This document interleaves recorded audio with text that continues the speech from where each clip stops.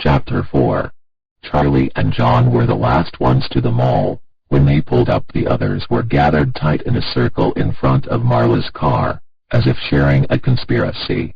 "Come on," Marla said. Before they had walked all the way to the group, she was bouncing on the balls of her feet as if she were ready to run for the door of the abandoned building. Everyone but Charlie and John had changed their clothing, wearing jeans and t-shirts, things more suited for exploration, and she had a brief moment of feeling out of place. "At least I didn't wear a dress," Charlie thought. "Let's go," she said. Marla's impatience seemed to be contagious.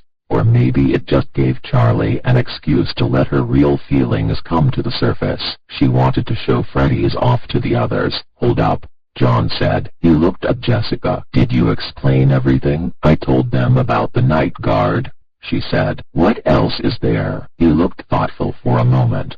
"I guess nothing," he said. "I brought more lights," Carlton said, and held up 3 flashlights of varying sizes. He tossed one to Jason, a small one with an elastic headband attached. Jason turned it on and fixed it around his head, and began moving enthusiastically in waves and circles, making the light bob and dance.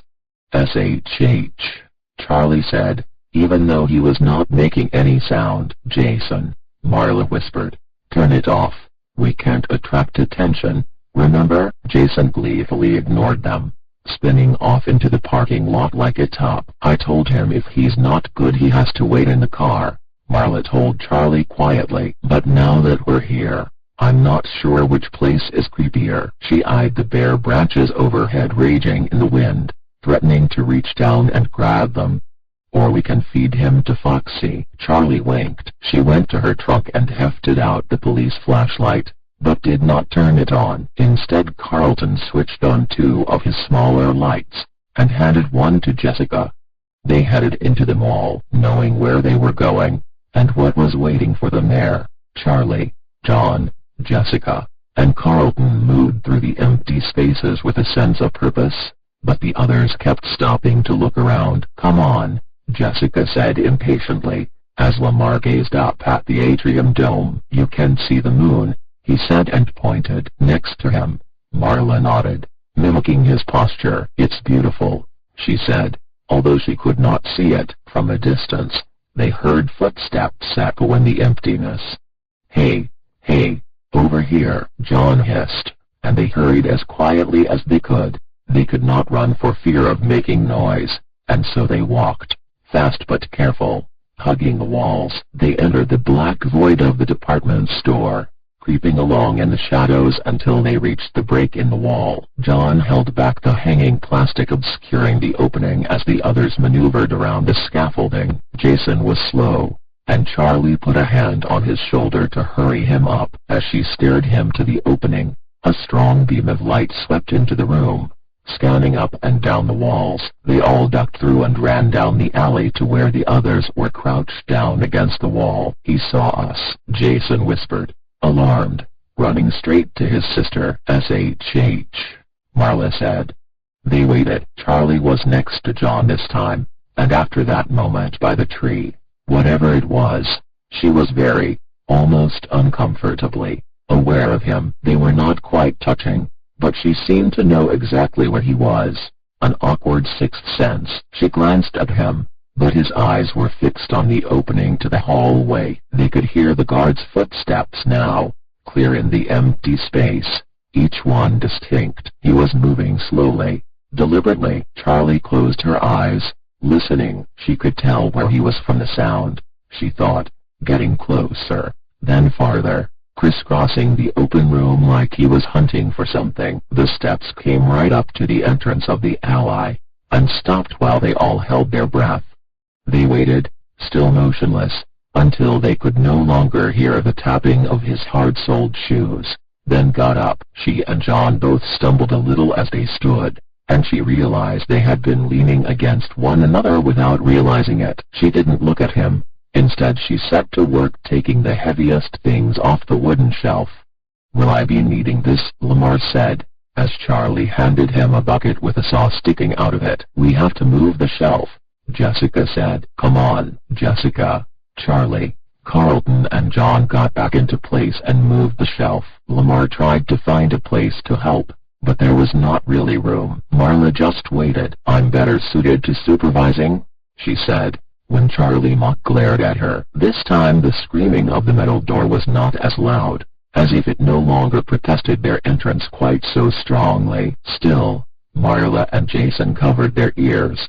"You think that's not going to bring the guard?" Marla hissed. Charlie shrugged. "Didn't last time," she said. "I know he saw us," Jason said again. The others ignored him. "His flashlight went right over me," he insisted. "It's really okay, Jason," Jessica said. "We thought he saw us last night, too, but it was fine." Jason looked dubious, and Lamar bent over to his eye level. "Hey, Jason," he said. "What do you think the guard would do if he saw us?" "Shoot us?" Jason whimpered, eyeing Lamar warily. "Worse," Lamar said gravely. "Community service." Jason wasn't sure what it meant but held his eyes open wide as though it was something terrible. "Will you leave him alone?" Marla whispered, clearly amused. "He didn't see us," Jason reassured himself, though clearly unconvinced. Charlie turned on the big light and shone it down the hallway. "Oh, my!" Marla gasped as the first light streaked across the interior of the pizzeria. Suddenly it became real, and her face flushed with awe and fear. They went in one by one. The temperature seemed to drop as soon as they walked into the hall, and Charlie shivered, but she did not feel ill. At ease, she knew where they were now, and she knew what they would find. When they got to the dining room, Carlton spread his arms wide and whirled. "Welcome to Freddy Fazbear's Pizza," he said in a booming announcer's voice. Jessica giggled, but the melodrama did not actually seem out of place. Marla and Lamar gaped at the room, awestruck. She set a large flashlight on the ground, the beam facing up, and it lit the main room up in a dim and ghostly illumination. "Cool," Jason said. His eyes lit on the merry-go-round, and he raced for it and jumped onto the back of the pony before anyone could stop him. He was too big for it, his sneakers dangling all the way to the ground. Charlie smiled. "How do I make it go?" he shouted. "Sorry, buddy," John said, and Jason climbed off, disappointed. "The arcade is over this way," Carlton said, motioning to anyone who might follow, and Marla went with him, while Jason fiddled hopefully with the carousel's control box. Lamar had walked to the stage and was standing transfixed, staring up at the animals. Charlie went over to him. "I can't believe they're still here," he said as she walked up. "Yeah," she said. "I'd forgotten this was a real place." Lamar smiled, for the first time resembling the little boy that Charlie had once known. Charlie smiled back. There was something surreal about the place. She had certainly never told any of her school friends about it. She would not have known where to begin. Worse, she would not have known where to stop. Jessica poked her head out from the retracted curtain at the side of the main stage, and they both startled. "What are you doing?" Lamar said. "Exploring," she said. "There's nothing back here but a bunch of wires, though." She disappeared into the folds of cloth again. After a moment they heard a thud as she jumped to the ground, and she came strolling over. "Do they work?" Lamar said, pointing at the animals. "I don't know," Charlie said. Truthfully, she had no idea how they worked. They had always just been set to intermittent life by whatever alchemy her father performed in his workshop. "It doesn't look like anything is missing," she offered. "They should work," she reluctantly added, though in her head she questioned the idea of trying to turn them on. "Hey!" Jessica exclaimed. She was kneeling by the stairs to the stage. "Everybody come here, now!" Charlie went over and Lamar followed. "What is it?" Charlie said. "Look," Jessica said, shining her little light, though well hidden along the grain of the wood.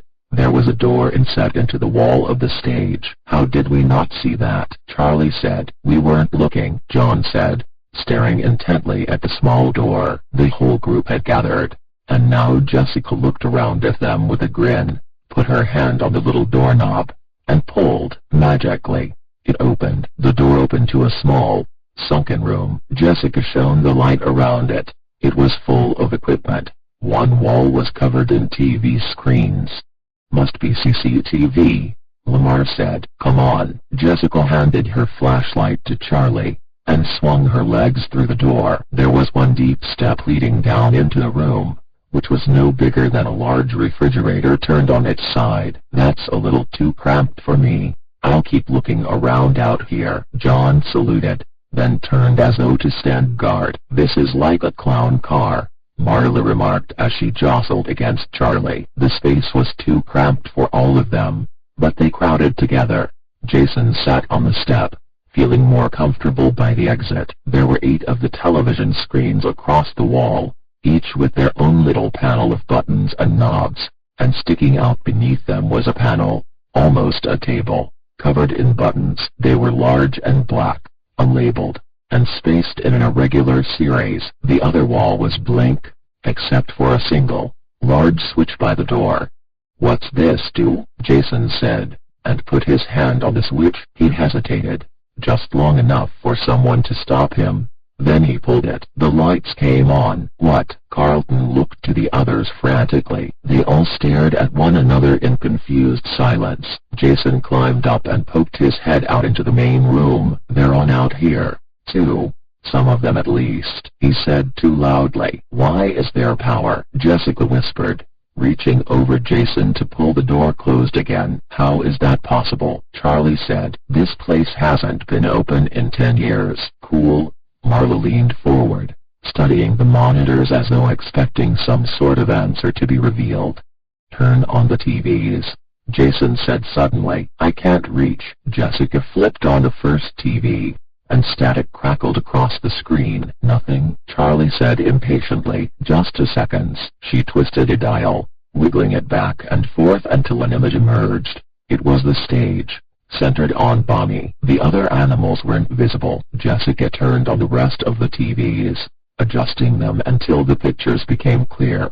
Although most were still poorly lit, they still work, Charlie said almost under her breath. "Maybe," Jessica said. "Hey, someone go out there, see if the camera is live." "Okay," Marla said after a brief hesitation, wriggling her way to the exit and awkwardly climbing over Jason. A moment later, she appeared on camera, on stage beside Bonnie. Marla waved. She appeared multicolored as the stage lights bathed her in purple, green, and yellow from different sides. "Can you see me?" she said. "Yeah," Carlton shouted. Lamar was staring at the buttons. "What do these do?" he said with a wicked grin, and pressed one. Marla screamed.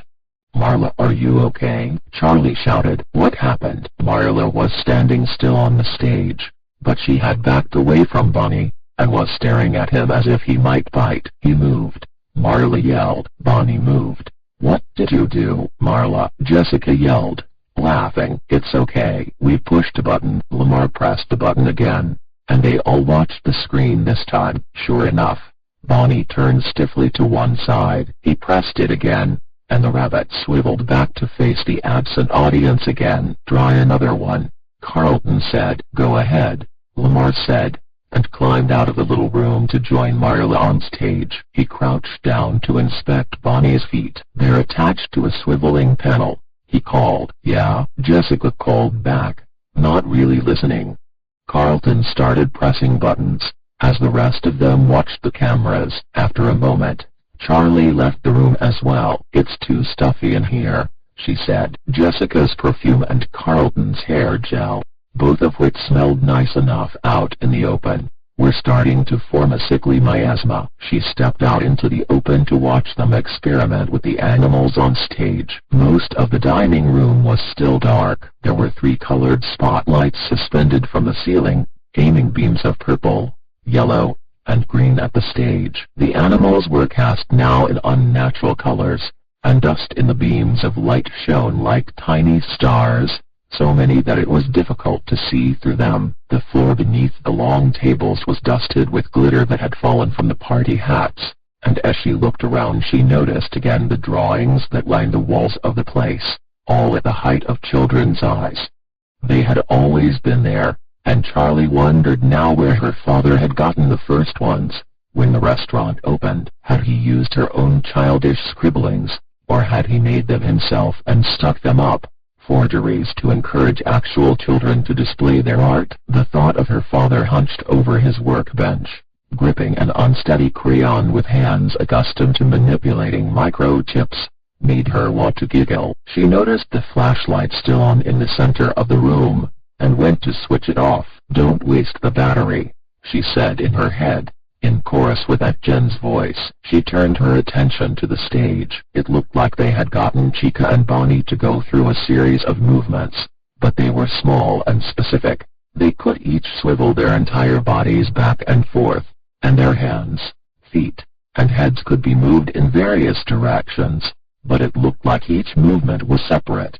Charlie went back to the control room and stuck her head in. "Can you make them do the dance?" she asked. "I don't know how," Carlton said, leaning back away from the monitors. "All of this must have been used to program the dances. I don't think someone was in here manually controlling everything during the shows." He shook his head with certainty. "That would have been impossible." "Huh," Charlie said. "Everyone quiet," Marla called out, and they all fell silent. For a long moment there was no sound. Then Lamar said, "What?" Marla frowned, tilting her head to the side, listening for something. "I thought I heard something," she said finally. "It was like pings of a music box." Her mouth barely moved as she spoke. "It's gone."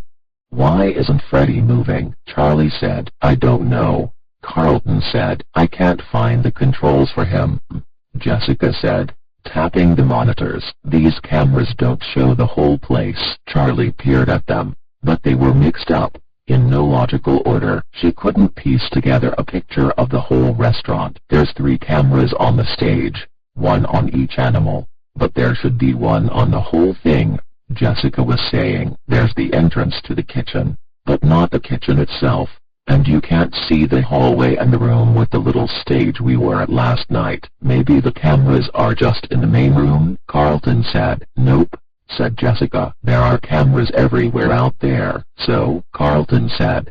"So, there's got to be another control room," Jessica said triumphantly. "Maybe down the hall by the other stage." Charlie went back out into the main room again. She was feeling restless, less excited by the discoveries than the others, though she was not sure why. She watched the stage. Carlton was still playing with the buttons, Bonnie and Chica jerking in small, disjointed motions as Freddie Fazbear remained motionless, his eyes half closed and his mouth slack, slightly open. "Hey," Lamar said suddenly. "Marla, the music." "I hear it now." Everyone was silent again. Then Marla shook her head. "Creepy," she said, more excited this time and rubbing her hands together as though they were sharing campfire stories. Lamar looked thoughtfully at Freddie. "Let's go find the other control room," Jessica said, emerging with a determined look on her face. "Okay." Marla jumped from the stage to join them, and they started scanning the rest of the stage, looking for a second door. "I'm staying in here," Jason called from the first room. "This is so cool." Chica swiveled back and forth rapidly on the stage as he pushed her button repeatedly. Lamar went to join Jason. "Okay, my turn," he said, leaning in the door. He went in, not waiting for Jason's response. Charlie stayed where she was, still staring at Freddie, frozen in the middle of his act. John came up next to her, and she felt a flash of irritation. She did not want to be cajoled into joining in the search. He stood there for a moment, looking at Freddie, then leaned in close to her and whispered, "I'm counting to 100. You better hide." Surprised out of her thoughts, she looked at him for a moment, her irritation broken. He winked at her, then covered his eyes. It was absurd. It was childish. And in that moment it was the only thing she wanted to do. Slightly giddy, Charlie took off, looking for a place to hide. Jason pushed the series of buttons again with increasing frustration. "I'm bored now," he announced. "How can you be bored?" Lamar said, wide-eyed. "They aren't working anymore." Jason continued to press buttons, no longer watching the monitors. Lamar studied the monitor. Bonnie's head was up and turned to the side, his eyes appearing to watch the camera. "Well, go find your sister then," he told Jason. "I don't need her permission to be bored." Impatiently, Jason climbed up and out of the control room. "Everyone is so sensitive," Lamar muttered. Suddenly realizing he was alone in the control room, he climbed out. But Jason was already gone. Jessica was leading the exploration party, heading toward the little stage they had discovered the night before. Marla looked back and saw Jason skipping to catch up just before they disappeared into the long hall. "Hey, be careful," she called over her shoulder. As Jason branched off in his own direction, Lamar caught up to the group and followed them on their way and into the hall. The main dining room was empty now, though Jason could hear Charlie and John's playful shouts echoing from the party rooms that extended off the main building. Left alone, Jason headed straight for the arcade. It was more dimly lit than the rest of the place, and without power the arcade machines appeared as towering black monoliths in a forgotten graveyard. The air was stale and thin. Jason went to the nearest console and pressed a few buttons. Some stuck with age, but nothing happened. "Plug it in." Duh. He ducked behind the games to check, but even though the mounds of wires seemed impossibly tangled, it looked like they were plugged in. "Maybe there's a switch for the whole room." He started checking the walls. There was no obvious switch, but as Jason scanned the walls, he became distracted by the children's drawings taped in clusters across the walls. Jason was too young to have any memories of his own from being at Freddy's. Even Hurricane itself was no more than a hazy set of impressions. But something about the pictures brought up a sense of nostalgia. They were all the same, really. The kinds of drawings he and every other kid had done. Figures with circles for bodies and sticks for arms, in a multitude of colors. Only a few details showed which figures were the animals. Chica with her beak, and Bonnie with his ears. It seemed like there had been a bit more attention paid to the drawings of Freddy Fazbear. They were a little better. The children had been a little more careful to make the details right. Jason found himself looking at one drawing in particular. It was the same as the others, maybe a little better. Bonnie the bunny hugging a child. There was no name at the bottom. Jason took the picture off the wall, uncertain why this one in particular had interested him so much. John burst his head into the room with a wide grin and deep breath, but then seeing that it was only Jason inside, he quickly returned to a stoic demeanor. "What's up?" He nodded his head, playing it cool, then casually stepped away before silently returning to a sprint, playing hide-and-seek like babies. Jason thought, "I hope I never fall in love." He looked back down at the drawing, and squinted as though not seeing correctly. The child was now facing away from Bonnie. Jason stared for a long moment. Wasn't he hugging Bonnie? He looked out at the main room, but Marla was out of sight. Looking for the control room, Jason folded the drawing carefully and put it in his pocket. It was suddenly apparent how quiet it had become outside. Jason stepped out timidly and peeked into the dining room. "Guys," he whispered, looking back once, then ventured out to find the group. Jessica, Lamar, Carlton, and Marla were still creeping slowly through the other half of the building. The spotlights from the dining room didn't reach this far, only accenting edges and corners, or specks of glitter. Jessica scanned the wall with her flashlight, looking for breaks in the plaster, and motioned to Marla to do the same. "We have to check for a hidden door," she said. "The last one wasn't really hidden," Carlton pointed out. "Yeah," Jessica conceded, but she kept her light on the wall, clearly not ready to give up the hunt. They passed two bathrooms they had not noticed the night before. "Do you think the plumbing still works?" Carlton said. "I really need to pee." "What, are you 5 years old?" "I don't want to hear that." Jessica rolled her eyes and walked faster. When they got to the room with the little stage, everyone stopped. Marla and Lamar went closer to the stage, drawing together slightly as if unaware they were doing it. Even though Carlton and Jessica had been here the night before, it was as though they were seeing it anew through Marla and Lamar's eyes. They still had not seen what was behind the curtain. Carlton realized suddenly. "I remember these posters," Lamar said. "I remember this too," Marla said, pointing to the sign that read "Out of Order" strung across the stage. "My whole life I've felt uneasy when I've seen that phrase. Even if it's just at a vending machine. She laughed insincerely. I know what you mean, Lamar said softly, but before he could go on, Carlton interrupted. Found it, maybe, Jessica amended. There was a door, close set into the wall like the one below the stage, not quite hidden, but not meant to be noticed. It was painted black, like the walls of the room. Jessica turned the knob and pulled, but it was stuck tight.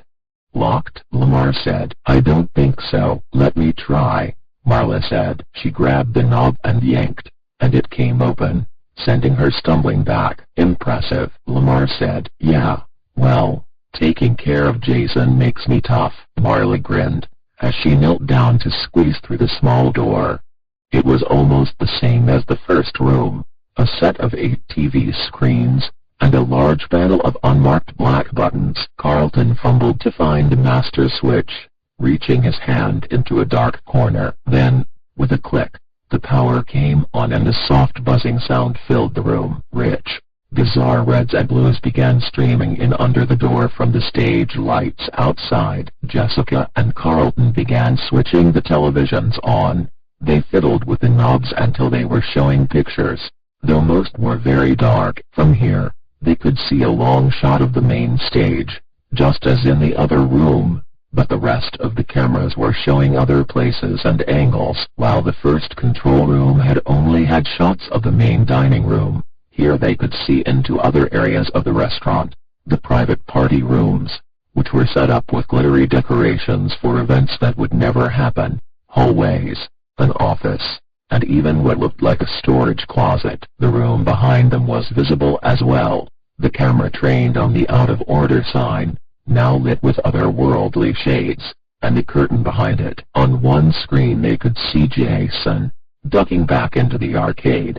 Maybe I should go get him, Marla said, but no one responded. Carlton started pressing buttons. Spotlights appeared and vanished on the stage in the main dining room as he did, illuminating first one animal and then another, lighting up empty spaces where someone once might have stood. He flipped a switch and it seemed, for a moment, that nothing happened. Then Lamar started laughing, pointing at one of the screens. The pizza decorations lining the walls were spinning wildly, as though they might leap off and go rolling away.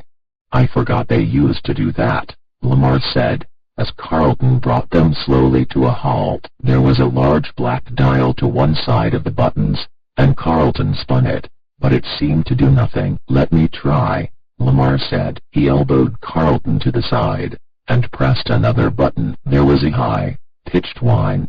They all jumped, and it quickly faded down to a static hum. Lamar pressed the button again, and the sound was gone. I guess we know what turns the speakers on, Carlton said. I bet we could figure out how to play the music, Jessica said. She reached forward and pushed something else, and stage lights popped up while the main lights dimmed. The figures on the main stage suddenly stood out a little, commanding attention. She pushed it again and the lights faded back to normal. I love that, Carlton said. What? Said Marla. Stage lights, he said. One switch, and it's like a whole nother world up there.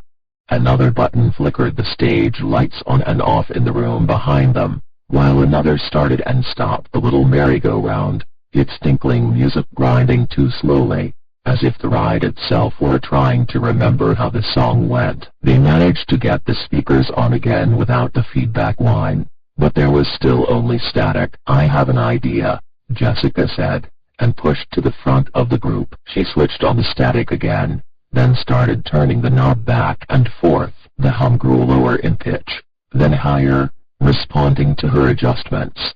Progress, Carlton said. It's still just static, Marla said, unimpressed. Jessica turned it lower again, then snatched her hand from the dial like she had been bitten and punched the button, shutting the speakers off. What? Marla said. Jessica remained motionless, her hands still suspended in the air. What happened? Did it shock you? Carlton said. It sounded like a voice, Jessica said. What did it say? Marla said, apparently interested again. I don't know. Let me try again. She turned the speaker on again, calling forth the static, and lowered the hum as they all listened. intent on the sound. As it sank to a lower register, just below the range of a human voice, they all heard it, grinding and broken words, almost too slow and distorted to be considered speech. They looked at each other. "What on earth?" Marla said. "No, it's just random static," Lamar said. He reached for the controls and dialed the pitch back up slowly. For another fleeting moment, there was a purposeful sound that sounded like singing. Carlton said. "No," Lamar said, but sounding more unsure this time. "Do it again," Marla said. Lamar did, but this time the static was empty. "Is that Charlie?" Marla suddenly became focused on a blurry figure moving down the dark hall toward them, sliding along the wall as though to remain unnoticed. Charlie was hurrying, almost skipping, and trying to find another place to hide. She glanced behind her, vaguely suspecting that John might be cheating. She moved through the darkness and toward the colorful glow of the small stage curtain, which was throwing eerie reds and blues onto the tables and party hats. Going down this passage had always felt like a long and perilous journey, one not to be made alone. She kept her gaze fixed behind her, letting the wall beside her guide her step. She knew John was close, probably creeping up on her in the dark. Suddenly she backed into something, stopping short. She had been moving faster than she thought, or more likely the hall was not as long as she remembered. She saw his shadow at the end of the hall. If he turned his head, he would see her. Without thinking, Charlie climbed up onto the platform that she had bumped into and ducked behind the curtain, tucking herself between the wall and a large, bulky prop, trying not to breathe. "Charlie," he called, still far away. "Charlie." Charlie felt her heartbeat quicken. There had been boys she liked, now and then, but this was something different. She wanted him to find her, but not quite yet. As she waited, her eyes adjusted to the darkness, and she was able to make out the shape of the curtain and the edge of the stage. She looked up at the object in front of her. No, her body shuddered, then froze. It was standing over her. It was the thing from her father's workshop, the misshapen thing that hung in the corner, shaken by random convulsions as its eyes burned silver. "Does it hurt?" Now it was still, and its eyes were blank and dull. It was staring straight ahead, insensate, and its arm with its hook hung useless at its side. She recognized his eyes, but he was somehow worse now, encased in hollow body parts and matted with red fur, with a stench of oil and glue. He had a name now. They called him Foxy, but she knew better. Charlie shrank away, pressing against the wall. Her heart was racing, and her breath was shallow, too fast. Her arm had been touching its leg, and now she felt a sudden itchiness from it, as though she had been contaminated. She wiped her hand violently against her shirt as she began to panic. "Run!" She sprang away from it, pushing off the wall to get away, to move before it saw her, but the edge of the stage caught her foot. She stumbled forward, momentarily becoming entangled in the curtain. She struggled to get free when suddenly the thing's arm jerked up, and the hook slashed at her arm. She ducked away too late, and it cut her, the pain shocking, like freezing water. She tripped backward, and felt herself falling for long seconds, and then she was caught. "Charlie, are you okay?" It was John. He had caught her. She tried to nod, but she was shaking. She looked at her arm. There was a cut above the elbow, almost 4 inches long. It was bleeding freely, and she covered it with her hand, the gaps between her fingers welling over as her own blood leaked through. What happened? It was Marla, rushing up behind her. "Charlie, I'm so sorry. I must have hit a button that caused it to move. Are you okay?" Charlie nodded, a little less shaky. "I'm fine," she said. "It's not that bad." She moved her arm around experimentally. "See, no nerve damage," she said. "I'll be fine." Carlton, Jessica, and Lamar came hurrying out of the control room. "We should take her to the ER," Carlton said. "I'm fine," Charlie insisted. She stood up, refusing John's help, and bracing herself on the stage for a moment. She heard her Aunt Jen's voice in her head. "How much blood have you lost?" "You don't need to go to a hospital." She could move her arm just fine, and she would not bleed to death from this. She felt dizzy, though, Charlie. You look like a ghost, John said. We need to get you out of here. Okay, she said. Her thoughts were scattered, and the injury hurt less than it should have. She took deep breaths as they headed for the exit.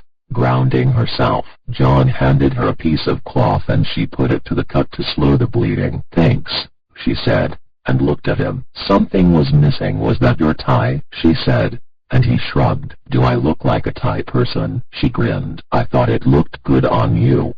Jason, Marla yelled as they passed the arcade. Move it or I'm leaving you behind. Jason ran to catch up. Is Charlie okay? He said anxiously. Marla caught her breath and put her arm around him. She's fine, she reassured him. They walked briskly through the same corridor that they entered through. Jason looked back as he was being guided out, studying the pictures on the wall once more before losing sight of them. The colored lights from the stage were fading and the flashlight was throwing shapes and shadows on everything, making the drawings difficult to see. But Jason could swear he saw the figures moving in the pictures.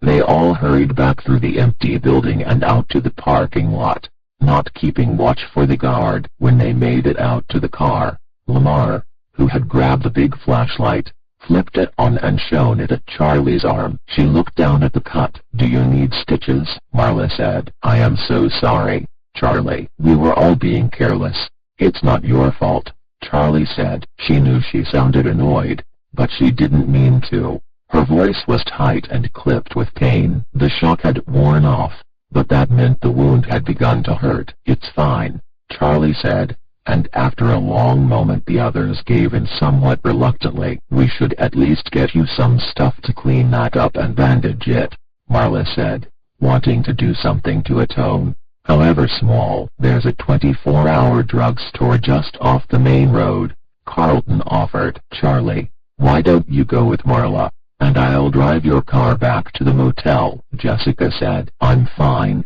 Charlie protested half-heartedly. But she handed Jessica the keys. You're a good driver, right? Jessica rolled her eyes. People from New York know how to drive, Charlie. John lingered a moment as Charlie was getting into Marla's car. She smiled at him. I'm fine, she said. I'll see you tomorrow. He looked at her like there was something more he wanted to say, but just nodded and left. Okay, Marla said. To the drugstore. Charlie twisted in her seat to look at Jason. Did you have fun? She asked. The games don't work, he said, obviously preoccupied. The drugstore was only a few minutes away. You stay in the car, Marla commanded as they pulled to a stop. Don't leave me out here, Jason pleaded. I told you to stay, she repeated, a little confused by the fear in his voice. He didn't answer, and she and Charlie headed inside. As soon as they were gone, Jason pulled the drawing out of his pocket. He held it up under the faint lights of the parking lot to examine. It had not changed back. Bonnie the bunny was reaching toward a child, who was facing away from him. Curious, Jason scraped at the crayon lines with his fingernail. The wax came off easily, leaving its trace on the paper. As soon as Marla passed into the fluorescent-lit, air-controlled drugstore, she sighed and put her hands to her temples. Oh, he's such a little brat, she said. I like him, Charlie said honestly. She was still using John's tie to staunch the bleeding, and now in brighter light she peeled it back to see the cut. The bleeding had almost stopped. It was not as bad as it had first appeared, though the tie was irreparably ruined. Hey, she said. How come you brought Jason? Anyway, Marla didn't answer right away, setting her sights on the first aid island heading for it. Here we are, she said. What do you think? Gauze? Sure, but don't call me Gauze. Charlie leaned into Marla but was ignored. Antiseptic, Marla continued. Grab the items. The thing is, she said, so, Jason's dad and our mom have been married since before he was born. I mean, obviously, and they're probably getting divorced. I know about it, but Jason doesn't. Oh, no, Charlie said. They're fighting all the time, Marla went on, and it scares him, you know. I mean, my dad left when I was still a little kid, so I grew up with that. I was used to it. Plus I got to have a great stepdad, but for him, It's gonna feel like the end of the world, and they're sure not doing anything to make it easier. They're fighting right in front of us, so I didn't want to leave him alone with that for a week." "I'm so sorry, Marla," Charlie said. "Yeah, it's okay," Marla said. "I'm leaving in a year anyway. I'm just worried about the brat out there." "He's really not a brat," Charlie said, and Marla grinned. "I know. He's pretty great, right? I kinda like having him around." They paid for the supplies. The clerk, a teenage boy, didn't bat an eye at Charlie's moderately blood-spattered appearance. Outside, they sat on the hood of the car. Marla started to open the bottle of antiseptic, but Charlie held out a hand for it. "I can do it myself," she said. Marla looked like she was about to argue, but she swallowed whatever she was about to say and handed Charlie the bottle and a piece of gauze. As Charlie awkwardly cleaned her arm, Marla smiled impishly. "Speaking of people we like having around, are you having fun with John?"